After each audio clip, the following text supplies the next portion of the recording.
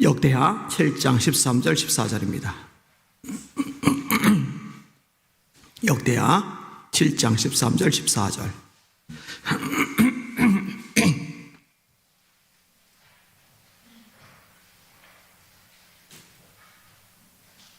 역대하 7장 13절 14절. 두 절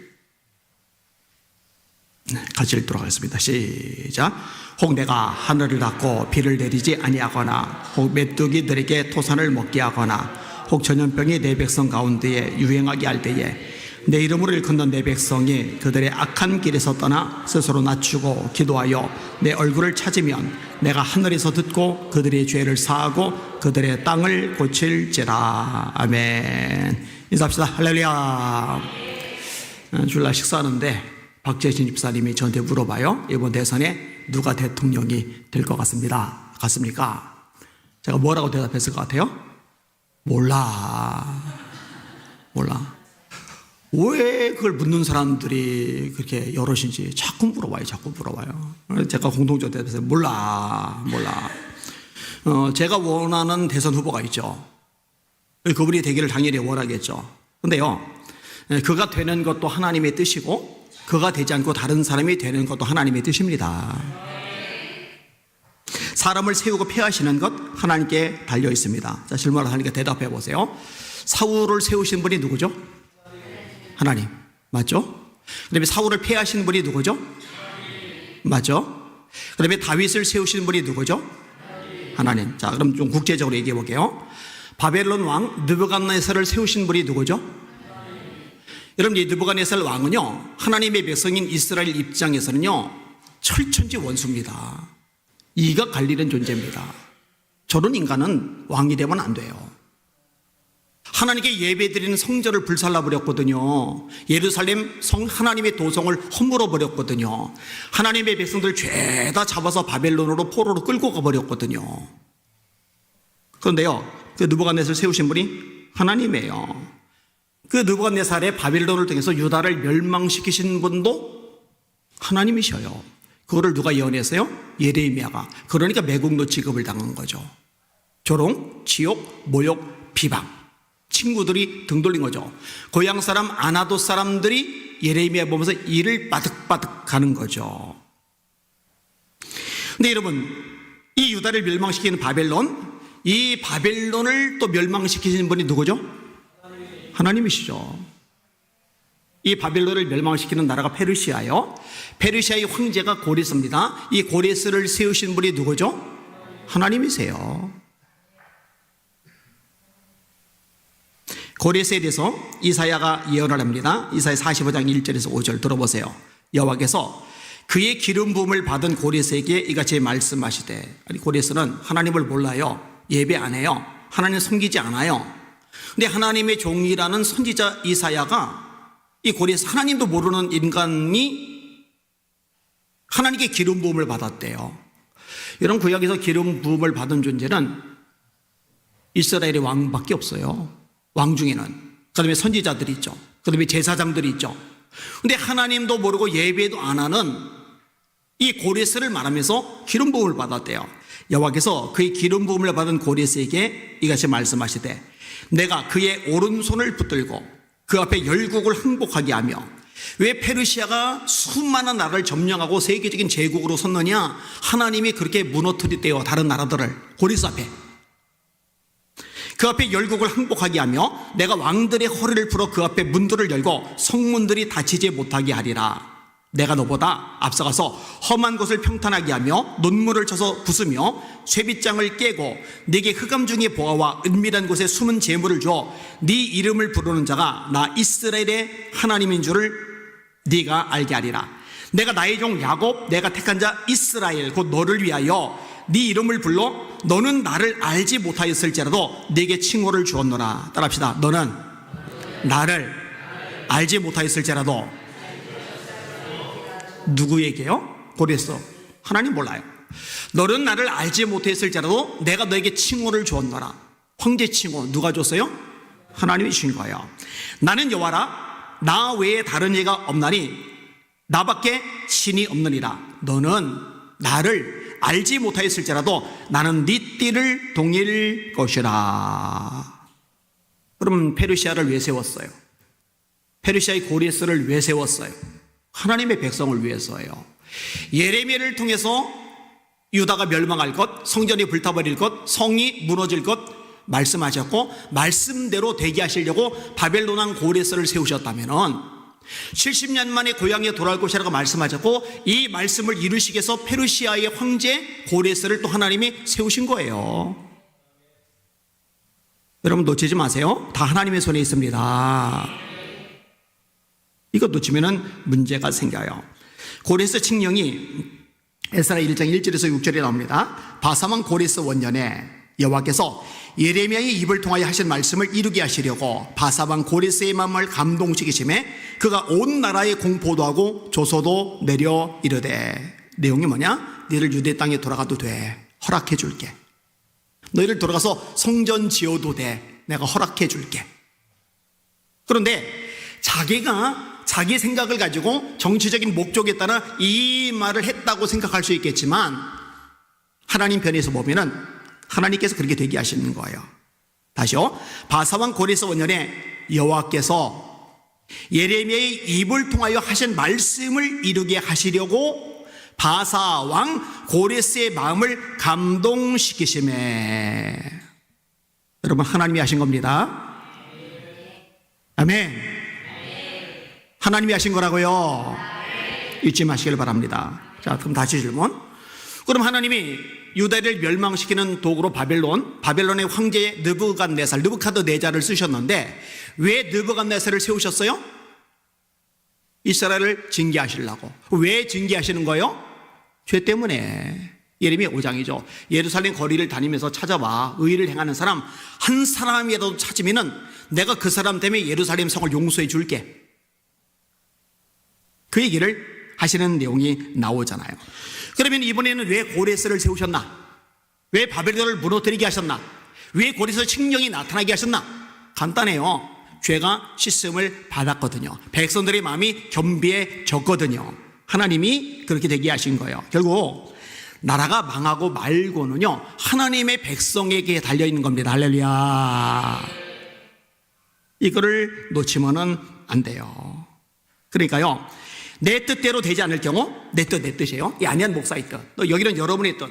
내 뜻대로 되지 않을 경우 실망할 수는 있지만 낙심하거나 절망하지는 않아요. 왜? 어차피 역사, 만물, 세상, 나라, 국제, 정세, 이 모든 것은 하나님의 손에 달려있기 때문입니다. 그래서 여러분, 낙심은 죄입니다. 죄예요, 죄. 성경에서 죄라고 가르쳐주고 있어요. 오늘 설교 제목 따라합시다. 나라가 망하고 말고는 대통령에게 달린 게 아니다. 교회에 달렸다. 말씀의 원리대로 반응을 하셔야 됩니다. 오늘 본문을 조금 더 넓게 생각해 볼게요. 이게 지금 무슨 배경이냐면은 솔로몬의 성전 봉헌. 그게 이제 역사적인 배경입니다. 원래는 다윗의 성전을 짓고자 했죠. 그런데 하나님이 허락을 안 하셨어요. 왜 허락을 안 하셨죠? 다윗의 손에 피가 많이 묻어서. 강성희 집사님이 아프다고 그랬는데 괜찮아졌어요? 대답을 하는 거 보니까 괜찮으신 것 같아요. 역대상 22장 6절에서 9절입니다. 다윗이 그의 아들 솔로몬을 불러 이스라엘 하나님 여호와를 위하여 성전 건축하기를 부탁하여 아들에게 부탁하는 거예요. 다윗이 솔로몬에게 이르되, 내 아들아, 나는 내 하나님 여호와의 이름을 위하여 성전을 건축할 마음이 있었으나 여호와의 말씀이 내게 임하여 이르시되, 너는 심히 피를 많이 흘렸고 크게 전제가 있느니라. 네가 내 앞에서 땅에 피를 많이 흘렸은즉 내 이름을 위하여 성전을 건축하지 못하리라. 무슨 말이냐? 너는 성전을 건축할 자격 안 돼. 자격 미달이야. 그렇게 말씀하신 거예요. 보라, 한 아들이 네게서 나리니 그는 온순한 사람이라. 내가 그로 주변 모든 대적에게서 평온을 얻게 하리라. 그의 이름을 솔로몬이라 하리니 이는 내가 그의 생전에 평안과 안일함을 이스라엘에게 줄 것임이니라. 본인은 못 줘요. 자격이 안 돼요. 아들 보고 이제 부탁을 해요. 근데 다윗이 한 개, 두 가지가 있어요. 하나는 성전 도면이 있죠. 여러분, 성전 도면은 솔로몬이 그린 게 아니에요. 솔로몬은 재능이 많죠. 예술적인 감각이 뛰어나요. 그런데 솔로몬이 그린 게 아니에요. 하나님이 다윗에게 보여주셨고 이 보여준 것을 보고서 다윗이 그린 거예요. 건축가가 지금 그린 게 아니에요. 다윗이 그렸어요. 이게 이제 첫 번째로 한 일이고, 그다음에 두 번째로 한 일은 뭐냐면 나는 짓지 못하지만 내 아들이 짓게 되겠지만 아들이 지을 수 있도록 모든 준비는 내가 갖춰놓자 하고 하나님께 다 드리는 거죠. 다윗 왕이 온 회중에게 이르되 내 아들 솔로몬이 유일하게 하나님께서 택하신 바 되었으나 아직 어리고 미숙하며 이 공사는 크도다. 이 성전은 사람을 위한 것이 아니요 하나님을 위한 것이라. 내가 이미 내 하나님의 성전을 위하여 힘을 다하여 준비하였나니 곧 제거를 만들 금과 은과 놋과 철과 나무와 또 만우와 가공할 검은 보석과 채석과 다른 모든 보석과 옥돌이 매우 많으며 성전을 위하여 준비한 이 모든 것 외에도 내 마음이 내 하나님의 성전을 사모함으로 내가 사유한 금, 은으로 내 하나님의 성전을 위하여 드렸노니 곧 오빌의 금 3,000달란트와 1달란트를 장정이 짊어질 무게니까 3,000달란트의 금이면은 상상을 초월하는 거죠. 술은 7,000달란트라 모든 성전 벽에 입히며 여러분 조그만 집 한 채에다가도 이 금으로 발열려면은 천문학적으로 돈 들 텐데 커다란 성전 벽에다 전부 다 금으로 입혀봐요. 얼마나 어마어마한 비용이 들지. 거기다가요 은그릇을 만들며 장인의 손으로 하는 모든 일에 쓰게 하였노니 오늘 누가 즐거이 손에 채워 여호와께 드리겠느냐 하는지라. 자, 성전 설계도 그린 것 다윗이 했어요. 그다음에 성전을 위한 모든 비용 준비 이거 다윗이 했어요. 그다음에 아들은 아버지가 그려준 설계 도면대로 아버지가 준비해 놓은, 그다음에 아버지의 권면에 따라 신하들이 준비해 놓은 그 금은 보석 가지고서 성전을 지는 겁니다. 자, 그러면은 솔로몬이 성전 지을 때 몇 년 걸렸죠? 이건 쉬울 줄 알았는데 대답을 못 하시네. 성전을 지을 때 몇 년 걸렸죠? 네, 답이 나오긴 했는데 7년이 걸렸어요. 7년. 열왕기상 6장 38절 11째 해 불월 곧 8째 달에 그 설계와 식양대로 성전 건축이 다 끝났으니 솔로몬이 7년 동안 성전을 건축하였더라. 인부들이 어마어마하게 동원됐거든요. 그런데도 7년이나 걸렸어요. 그런데 여러분 제 마음을 좀 불편하게 하는 게 있어요. 처음엔 몰랐는데 성경을 반복적으로 읽다가 굉장히 거슬리는 게 나왔어요. 그럼 솔로몬이 성전은 7년 동안 지었어요. 정말 정성 다이죠. 그러면 자기가 몸을 왕궁을 짓는 거는 몇 년 걸렸죠? 네, 얘도 대답 나왔네. 그래서 대답하는 사람이 이스라엘이에요. 13년이 걸렸어요. 13년. 열왕기상 7장 1절 솔로몬이 자기의 왕궁을 13년 동안 건축하여 그 전부를 준공하니라. 왜 제가 거슬렸겠어요?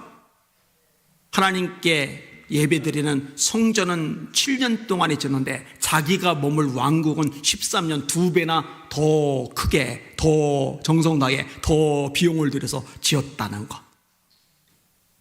이거 좀 불편하더라고요. 이게요. 어쨌든 성경에서는 이 부분을 책망하고 있지는 않으니까 이 정도까지만 이야기를 할게요.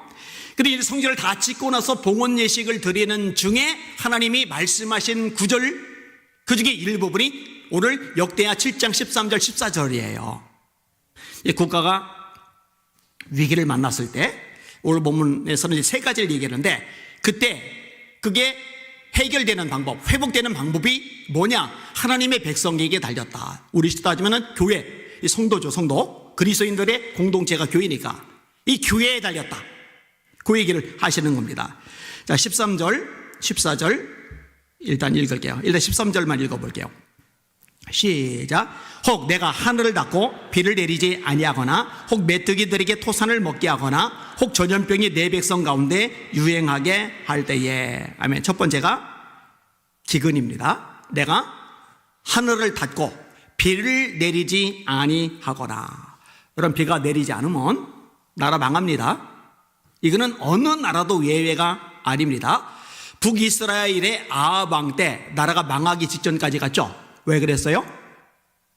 기근 때문에. 얼마 동안 기근이 임했어요? 3년 6개월 동안. 오늘 수치가 많이 나오는데 기본적인 건 애원화도 좋아요.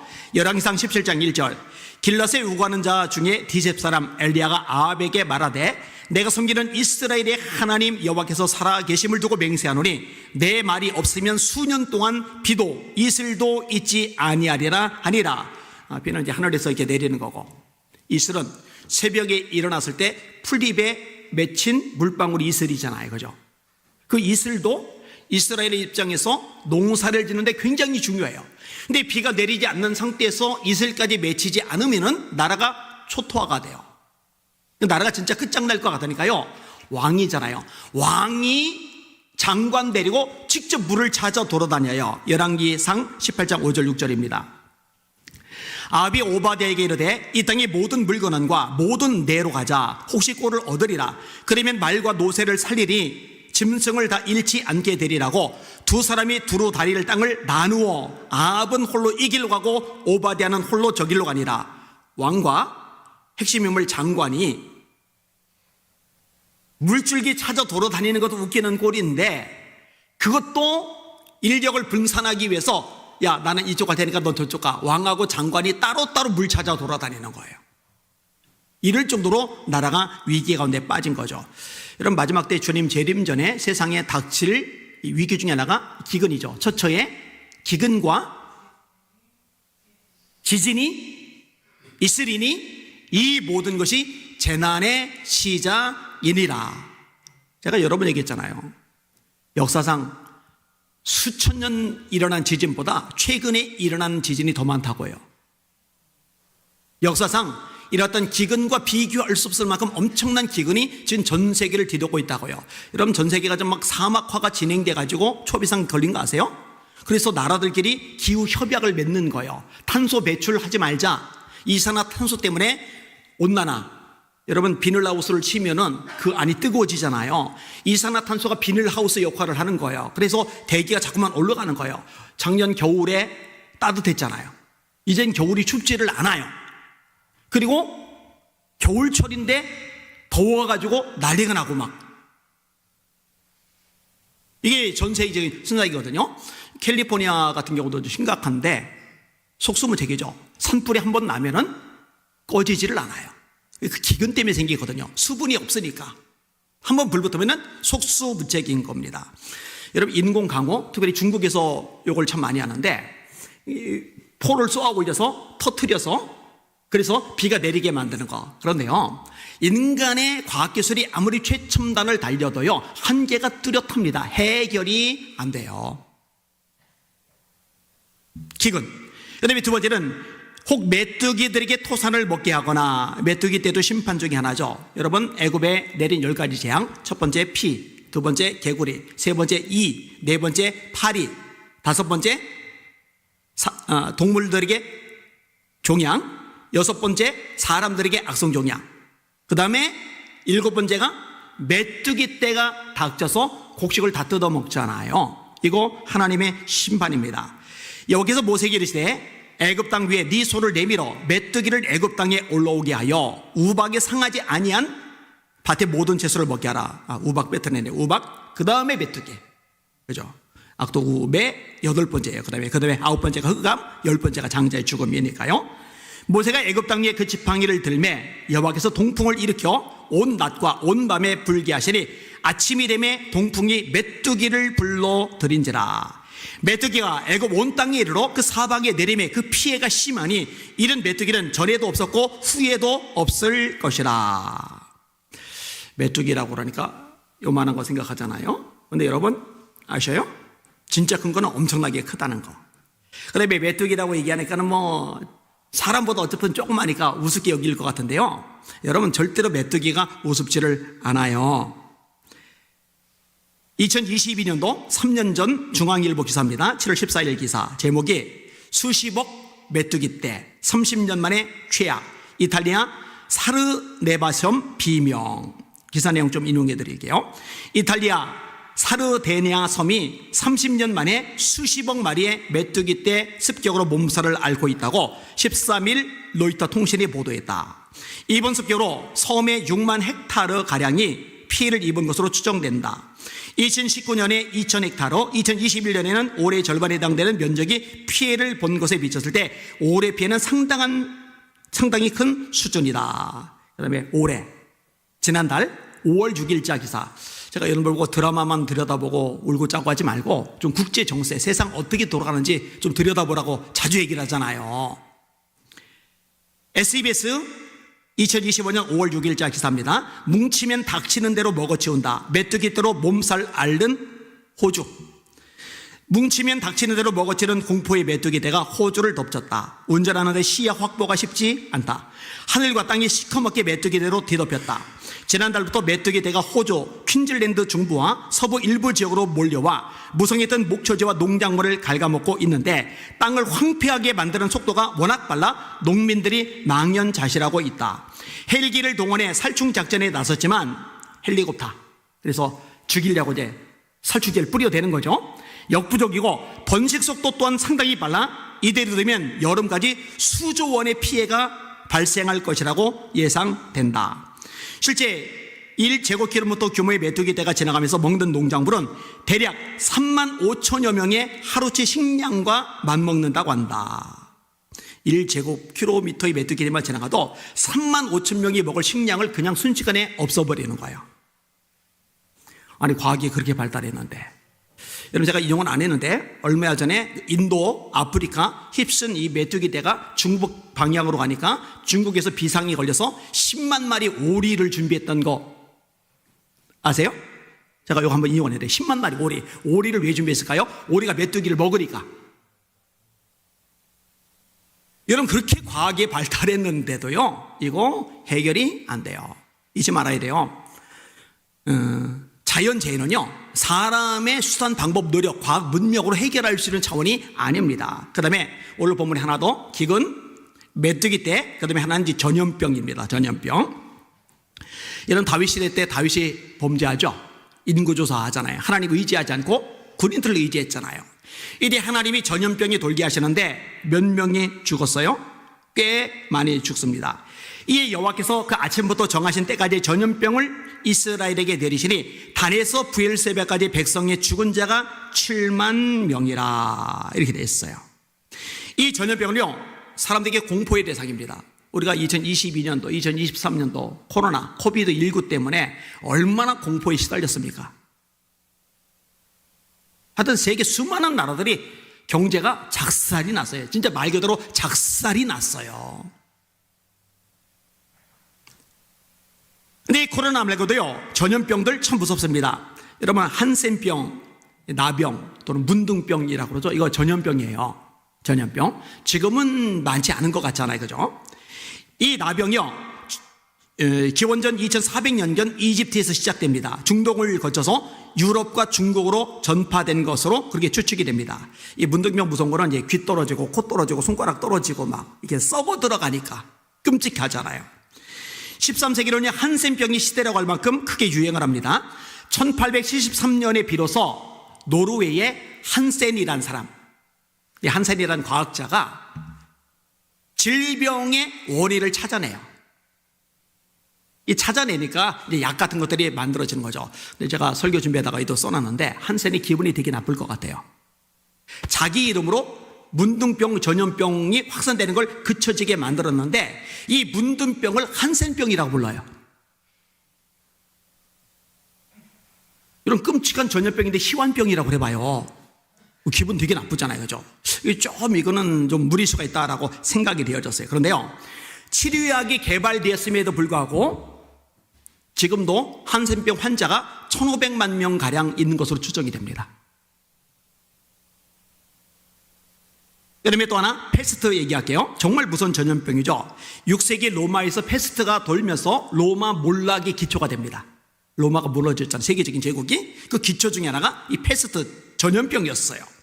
4세기 중세 유럽에서 이 패스트가 돌면서 여러분, 중세 유럽 전체 인구, 유럽의 전체 인구의 4분의 1이라고 말하는 학자도 있고 3분의 1이라고 말하는 학자도 있어요. 유럽에 있는 나라들의 전체 인구의 3분의 1 내지 4분의 1이 죽어버렸어요.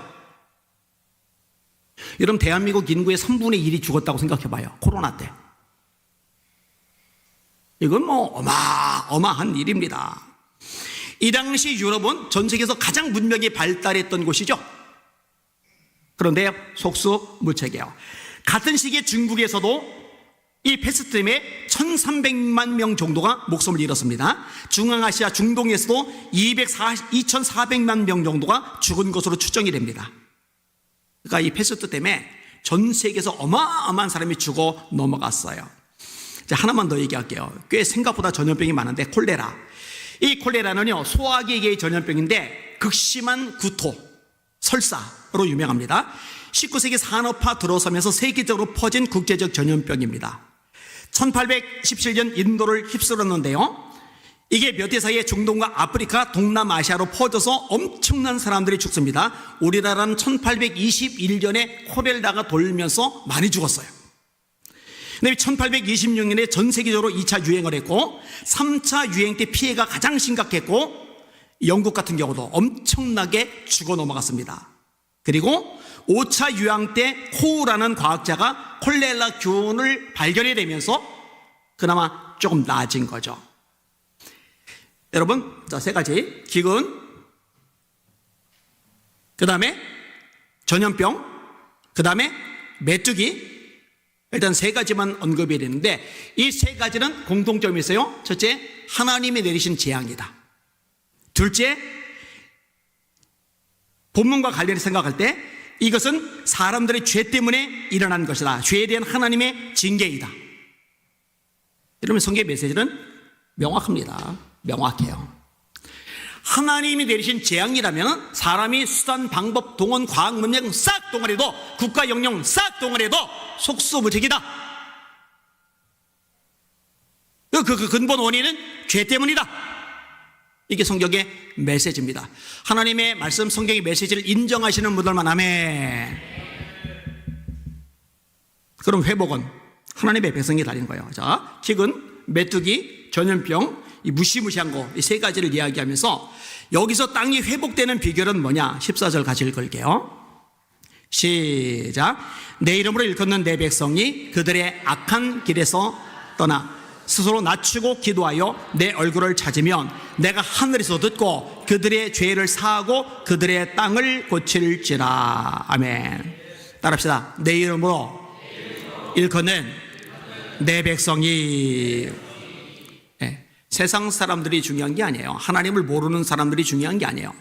내 이름으로 일컫는 내 백성이, 하나님의 관심은 당신의 백성들에게 맞춰져 있어요. 이거 놓치면 안 돼요. 자, 요나가 하나님의 말씀을 들었어요. 너 니느웨 가서 말씀 전해. 가기 싫어요. 원수 국가라서. 그래서 요바라는 항구에 가서 다시생 배를 타고서 주랭랑을 쳐요. 배 밑창에 숨었어요. 하나님 피하려고. 이 배는 선장이 있고 선원들이 있어요. 또 승객들이 있어요. 그런데 엄청난 풍랑을 만나죠. 요나가 여호와의 얼굴을 피하려고 일어나 다시스로 도망하려 하여 욥바로 내려가더니 마침 다시스로 가는 배를 만난지라 여호와의 얼굴을 피하여 그들과 함께 다시스로 가려고 뱃삭을 주고 배에 올랐더라. 여호와께서 큰 바람을 바다 위에 내리심에, 주체가 누구냐? 하나님이에요. 따라합시다. 여호와께서 큰 바람을 바다 위에 내리심에, 우연히 이 배에 탄 사람들이, 선장이, 선원들이, 승객들이 풍랑을 만나 죽을 위기에 빠진 게 아니에요. 하나님의 사람, 하나님의 백성, 하나님의 종 요나가 죄를 범하니까, 불순종하니까, 말씀대로 순종하지 않으니까, 지멋대로 행하니까 모든 사람들이 풍랑을 만나는 거예요. 위기를 만나는 거예요. 아까도 말했어요. 하나님의 백성, 지금은 교회를 말하는 거예요. 교회. 교회가 뭐예요? 건물은 교회당. 교회는 저와 여러분들, 하나님께 부르심을 받은 사람들의 모임, 에클레시아. 여러분, 저와 여러분들이 교회입니다. 그럼 저와 여러분들은 뭐예요? 하나님의 백성이죠. 너희는 택하신 족속이요, 왕같은 제사장들이요, 거룩한 나라요, 그게 소유가 된 백성이니, 그게 하나님의 소유가 된 백성이니, 우리들, 교회, 우리들, 하나님의 백성들, 그러니까 내 이름으로 일컫는 내 백성, 하나님의 이름으로 일컫는 이스라엘 백성, 예수 그리스도의 이름으로 일컫는 그리스도인. 그리스도인이 뭐예요? 크리스찬이, 크라이스트. 예수님에다가 IAN이 붙은 거잖아요. 그래서 우리를 그리스도인 혹은 예수쟁이 그러잖아요. 예수님의 이름으로 일컫는 백성이란 의미를 가지고 있는 거거든요. 여러분, 예수 이름이 본질이잖아요. 그죠? 다윗이 싸울 때 하나님의 이름, 만군의 여호와 이름으로 나가잖아요. 그죠? 바울이 귀신 쫓아낼 때 예수 이름으로 쫓아내죠. 베드로가 안진뱅이 일으킬 때 예수 이름으로 일으키죠. 모든 이름에 뛰어난 이름 예수 이름이잖아요. 하늘과 땅 아래 모든 존재가 무릎 꿇리는 예수 이름이잖아요. 그 예수 이름으로 일컫는 하나님의 백성, 그게 저와 여러분입니다. 할렐루야. 하나님은 여기를 주목하시는 거예요. 세상 사람이 아니라 바로 우리들을 지켜보고 계시는 거예요. 우리들에게 요구하시는 게 있는 거예요. 그 뭘 요구를 하시는 거냐? 악한 길에서 떠나라는 거죠. 그들의 악한 길에서 떠나. 여러분, 이렇게 살면 안 되는데 후회를 해요? 이건 회개가 아닙니다. 후회. 회개는 지정의라고 그랬어요. 알아요. 잘못됐구나. 정은 뭐예요? 가슴 아파요. 이렇게 살면 안 되는데. 의는 뭐예요? 결단이죠. 의지죠. 행동이죠. 방향의 전환이죠. 메타노이와 방향의 전환. 잘못된 길로 갔어요. 이제 알았어요. 인생 낭비했어. 시간 낭비했어. 이렇게 살면 안 되는데, 이렇게 가면 안 되는데 후회하면서 계속 가요. 이거는 회개가 아니에요. 방향을 바꿔야죠. 따라합시다. 악에서 떠나. 잠언 28장 13절입니다. 따라합시다. 자기의 죄를 숨긴 자는 형통하지 못하나 죄를 자백하고 버리는 자는 불쌍히 여김을 받으리라.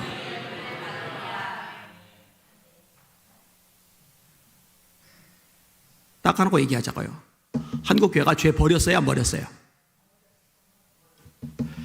그래서 저보고 물어봐요. 누가 될 것 같냐고. 몰라. 근데 결과가 나왔어요. 낙심 안 했어요. 속상하죠. 서운한 마음이 있죠. 낙심은 안 해요. 왜냐? 어차피 하나님의 손에 달린 거니까. 그리고 진짜 중요한 건 우리들의 반응, 우리들의 태도, 우리들의 모습이니까. 사실 이 부분은요, 제가 예전에도 계속 반복적으로 이야기를 했어요. 한 번 더 따라하세요. 죄를 자복하고 버리는 자는, 여러분 버려야 됩니다. 여러분 떠나야 됩니다. 의지인 결단이 있어야 됩니다. 배교, 다원주의 안 떠나잖아요. 내버려 두고 있잖아요. 황금만능주의 안 버리잖아요. 안 떠나잖아요. 내버려 두고 있잖아요. 음란한 거 안 버리잖아요. 내버려 두고 있잖아요. 유신제라는 내버려 두잖아요. 숫자로 내버려 두잖아요. 교회의 존재 목적이 영원권인데, 구조설인데 전도에 관심 없잖아요. 본질이 벗어났잖아요. 여러분, 죄는 이 말씀 관역을 못 미치거나 넘어가거나 빗나가는 건데, 하나님이 하라고 하는 최고의 지상 명령, 영원권, 전도, 선교, 저 한국교회 별 관심 없는 것 같은데.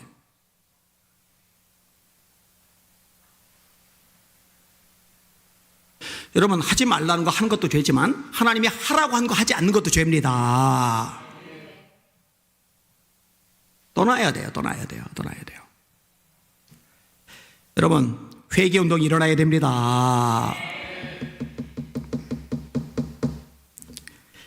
그 다음에 스스로 낮추고 기도하여 내 얼굴을 찾으면, 아까 얘기했잖아요. 왜 바벨론 왕을 세웠어요? 죄 때문에, 하나님의 백성 때문에. 그러면은 왜 페르시아 왕 고레스를 세웠어요? 하나님의 백성들 때문에. 정결함을 받았으니까, 이제 겸비해졌으니까, 겸비해지고 하나님을 찾으니까. 여러분, 징계의 아주 중요한 기능 중에 하나가 뭐냐면 겸비하게 만드는 겁니다. 징계를 당할 때 깨닫는 거예요.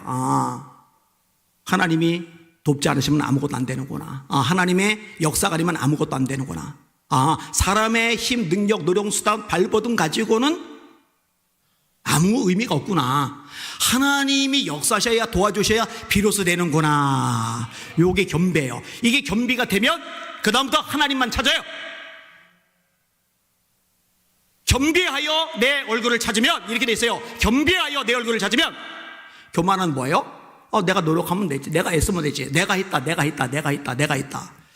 여러분, 저기 광화문에 이상한 인간, 밤낮 자기가 했다고 하는 그 인간하고 함께 해야지, 힘을 모아야지, 이런 사람들 너무 많았어요. 저한테도 얼마나 항의가 많이 들어오는지 몰라요. 제가 얘기하는 거죠. 아니다. 하나님은 내가 있다는 거 정말 싫어하세요. 정말 싫어하세요. 다 하나님이 하셨습니다. 다 하나님께 달렸습니다. 주권은 하나님께만 있습니다. 하나님 이걸 원하세요. 이걸. 이런 성경 읽어보세요. 여호사밧이 망하는데 아합하고 친하게 지내는 것 때문에. 여러분, 아합도 세력이 있으니까 아합하고 친하게 지내면 세력 2개가 되니까 더 보탬이 될 것 같은데, 이건 사람의 계산이에요. 숫자 노름이에요. 하나님 편에서는 아니에요. 아합하고는 척을 져야 돼요. 끊어내야 돼요. 왜? 참남하니까, 하나님께 도전하니까, 죄를 지으니까, 말씀에서 벗어나니까, 하나님을 조롱하니까. 그래서 제가요, 유튜브 통해서도 수없이 말했어요. 같이 가면은 하나님이 도울 것도 안 도우신다. 왜? 하나님 자리를 집어삼키니까, 하나님께 도전하니까. 그런데요, 못 알아들어요. 이상하게 못 알아들어요. 여러분, 안 보여요? 안 보여요? 못 알아들어요. 낙심을 안 한 이유, 모든 것이 하나님께다. 또 하나 이유는 아직 멀었구나. 정신 차리면 아직 멀었구나. 여러 면에서. 사실 우리나라가 아무리 좀 어렵고 힘들고 위기를 하더라도 바빌론의 나라가 박살나고 예루살렘 성 자체가 무너져버리고 성전이 다 불타버리고 이런 정도는 아니잖아요. 그 과정 거치면서 겸비해지고 하나님만을 찾게 되었잖아요. 그죠? 아직 멀었구나, 이 생각도 들어요. 여러분, 겸비해져야 됩니다. 하나님만 찾아야 됩니다. 숫자 노름하면 안 돼요. 세력. 여러분, 제가 지난 주일도 설교를 했잖아요. 그죠? 너희가 많아서 내가 너희를 택한 거 아니야. 너희는 모든 민족 중에 가장 적어. 아니요. 잘못했어요. 겸비해질 필요가 있어요. 납작 엎드려서 하나님 외에는 안 됩니다. 하나님만 가능합니다. 스스로 겸비하여 내 얼굴을 찾으며, 이게 성경의 가르침이에요. 그러면은 그때 땅 고쳐줄까요? 따라합시다. 내가 하늘에서 듣고 그들의 죄를 사하고 그들의 땅을 고칠지라. 여러분, 너무 걱정하지 말고 두려워하지 마세요. 하나님의 손에 달려있고, 우리가 정신 바짝 차리고 말씀으로 돌아오고 철저하게 회개하고 겸비하고 하나님만을 찾으면은 하나님께서 개입하셔서 하나님이 알아서 땅을 고쳐주십니다. 그리고 이 얘기도 제가 수업 얘기했는데, 우리 대한민국 그리고 한국교회는 할 일이 있어요. 세계 선교. 예수님 재림 전에 세계 곳곳에 흩어져서 영혼들 구원해내고, 그 구원받은 백성들과 더불어 재림하시는 예수 그리스도를 영접을 되는데, 대한민국이 망해버리면은, 한국교회가 완전히 사라져버리면은 이 선교의 사역을 누가 감당합니까? 이 천국 복음이 모든 민족에게 전파되기 위하여 온 세상에 전파되리니 그제야 끝이 오리라. 그 대통령에게 나라의 흥망성쇠가 달린 게 아니라 우리한테 교회에 흥망성쇠가 달려 있어요. 이 유튜브가 아주 망조인데 자꾸 막 선동당해가지고 막 이런 얘기 저런 얘기 막 흥분해가지고 막 성경 읽어요. 느긋하게 차분하게 앉아서 하루 종일 성경이나 읽어요. 차라리 하나님 말씀이 뭐라고 가르치시는지, 역사 만물 세상 나라 국제 정세 이 모든 게 다 누구 손에 있는지 이거 놓치지 말아요. 헷갈리지 마시길 바랍니다.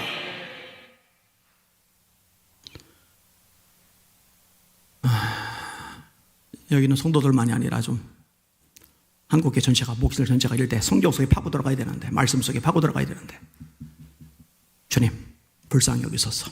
아멘.